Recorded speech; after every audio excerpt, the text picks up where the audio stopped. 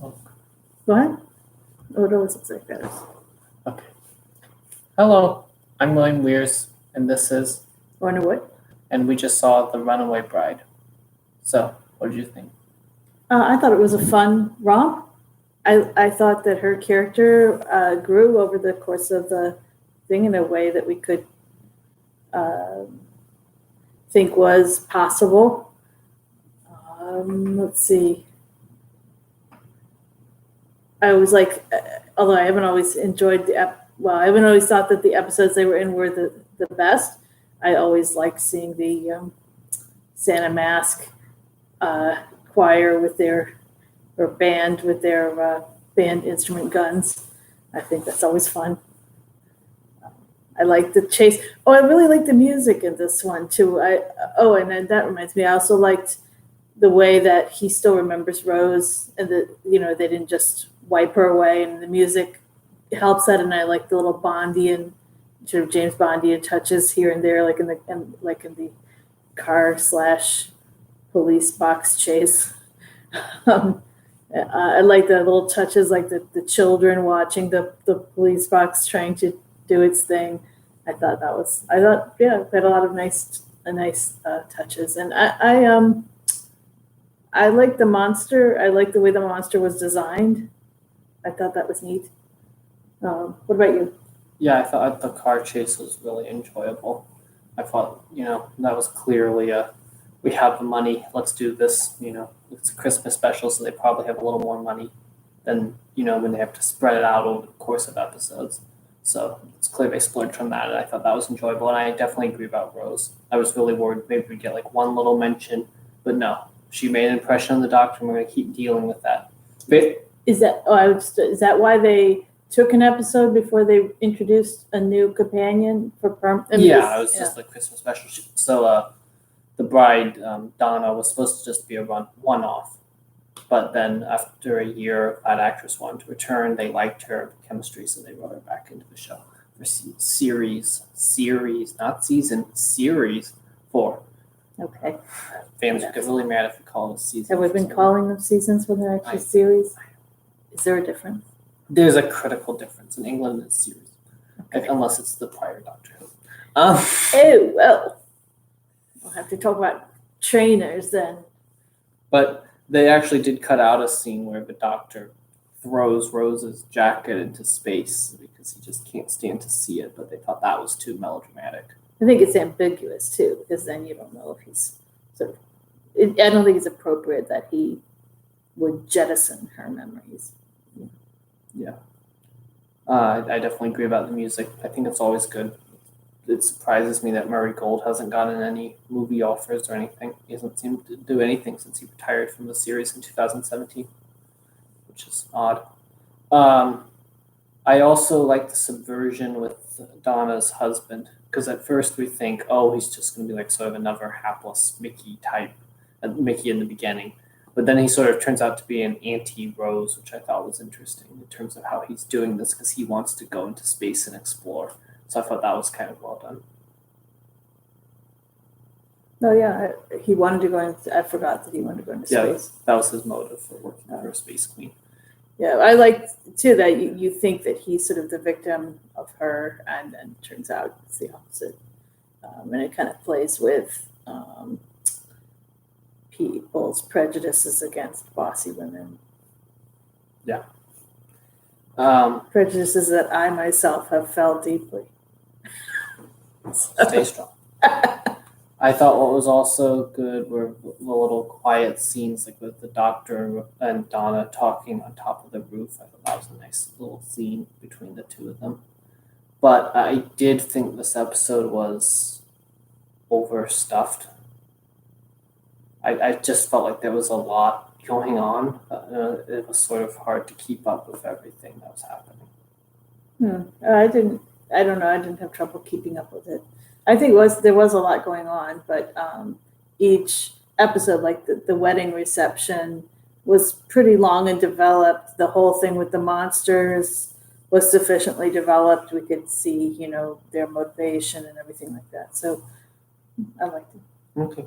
But I didn't have a problem with that. I don't know, it just seemed like, we have to introduce Donna, we have to introduce her relationship to her fiance, then we have to have the fiance betray her, and then we have to also meet the big bad, then we also have to discover the big bad's motive. Then we go back to the dawn of time, then we come back to it. Just felt like it was moving at a very breakneck Wait, pace. the dawn of time?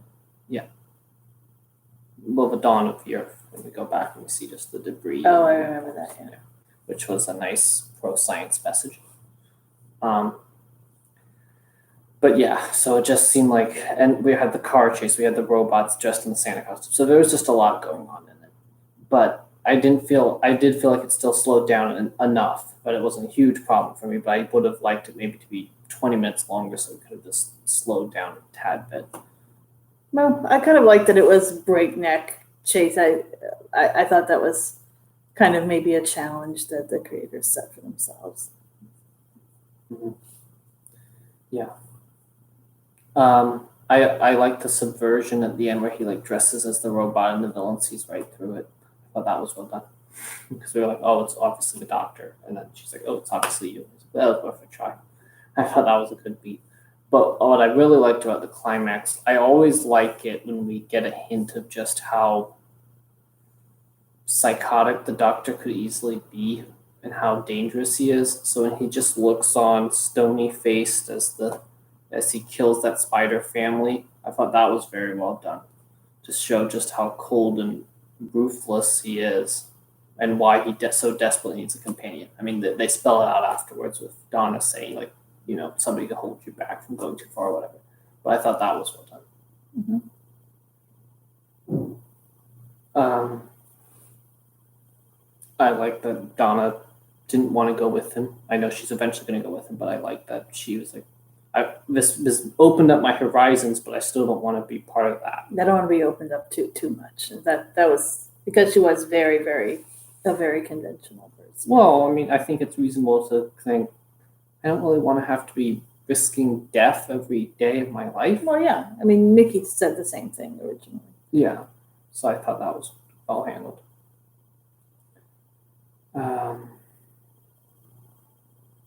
Anything else?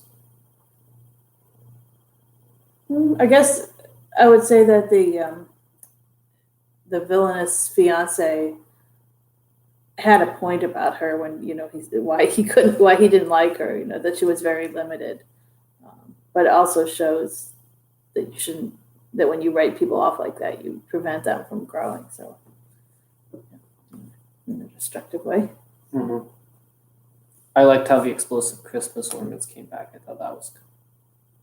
And I like the joke about that even his pockets are bigger on the inside. Mm-hmm. I liked the wedding reception scene a lot. I liked her fake crying, and I liked that the exploding balls became nothing. But then, what was it? It was some kind of sonic signal that he sent. Yeah, through the speaker system. Right, that was the real weapon that would do them in. I like that. Also, what was good about that reception scene was the doctor reminiscing about Rose as he looks at the women dancing, and so it sort of conveys again just how alone he is, which is good.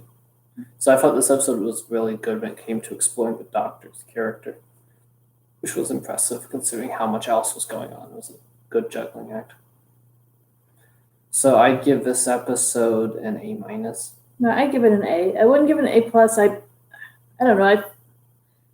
I wasn't that thrilled with the character of the villain.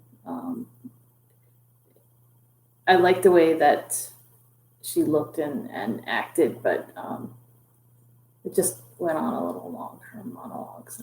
Yeah, I imagine. For me, I thought. I mean, the effect work was good, so I imagine they spent a lot of money on that. They wanted to get their money's worth, but yeah.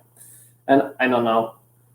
I always prefer when there's some sort of motive, and here it was just, that we can understand. Here it was just eat all humans, which, okay. Well, she's a spider, so, Yeah, I know, but I don't know. I just feel like there could have been some more pathos to her with her trying to get her children. I don't know. If her children were in danger of being killed by some human deep drilling, or I don't know. she's a spider.